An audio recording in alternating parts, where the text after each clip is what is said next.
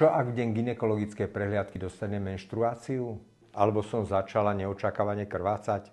Som doktor Kollár. A v gynekológii bez obav otvárame témy z oblasti gynekológie a ženského zdravia.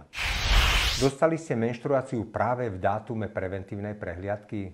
Vôbec nie je problém kontaktovať svojho gynekologa a požiadať o presunutie termínu. Iná situácia ale nastáva, keď krvácanie nie je menštruácia. Môže ísť napríklad o cystu, zápal, rôzne hormonálne zmeny. Tých dôvodov môže byť podstatne viac. Pri nejasnom, silnom alebo pretrvávajúcom krvácaní platí jedno. Nečakajte a konzultujte situáciu so svojím lekárom. Takéto krvácanie často niečo signalizuje.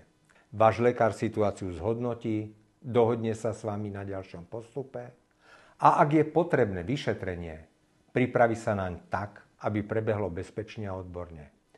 Komunikácia s lekárom pri krvácaní neznamená, že my lekári vás počas neho nevyšetríme.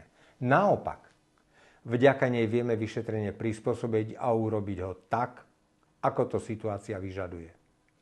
Ak máte otázky k téme menštruácie a krvácania, nechajte nám ich v komentári.